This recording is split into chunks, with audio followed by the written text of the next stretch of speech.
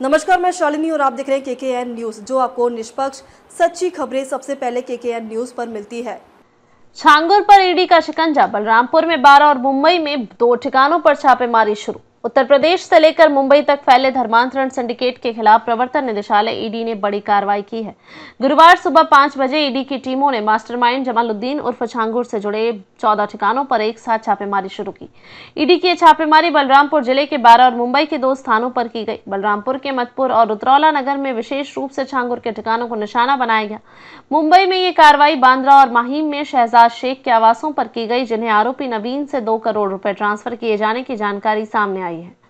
ED ने 9 जुलाई को धन शोधन निवारण अधिनियम पीएमएलए के तहत छांगुर के खिलाफ प्रवर्तन मामला सूचना रिपोर्ट ECIR दर्ज की थी। जांच में पता चला कि छांगुर के 40 बैंक खातों में कुल 106 करोड़ रुपए का लेन देन हुआ है, जिनमें से अधिकांश फंड मिडिल ईस्ट से आया है।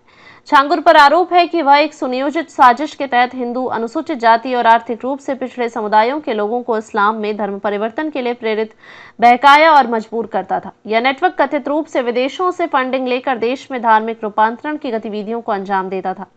जमालुद्दीन उर्फ छांगुर कभी भिखारी की जिंदगी जीता था, फिर वह मुंबई चला गया और खुद को पीर बाबा घोषित कर दिया।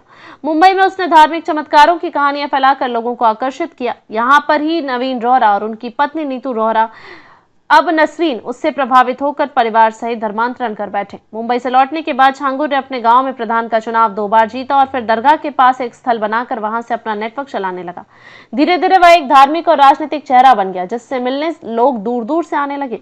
फिलहाल छांगुर और उसकी सहयोगी पत्नी नसरीन जेल में बंद है, लेकिन ईडी उनकी संपत्ति, बैंक खातों और विदेशों से आए फंडिंग सोर्स का गहराई से विश्लेषण कर रही है। यह कार्रवाई केवल छांगुर तक सीमित नहीं है। ईडी अब पूरे नेटवर्क के सहयोगियों और फंडिंग चैनल्स को ट्रैक कर रही है। ईडी की छापेमारी ने देश में चल रहे कथित धर्मांतरण रैकेट की विस्तृत और सुनियोजित सच्चाई को सामने लाने की दिशा में एक अहम कदम उठाया है। आने वाले दिनों में इस मामले में और बड़े खुलासे हो सकते हैं। ताज़ा खबरों के लिए केकेएन न्यूज पेज को फॉलो करें और लाइक करें और सब्सक्राइब करें।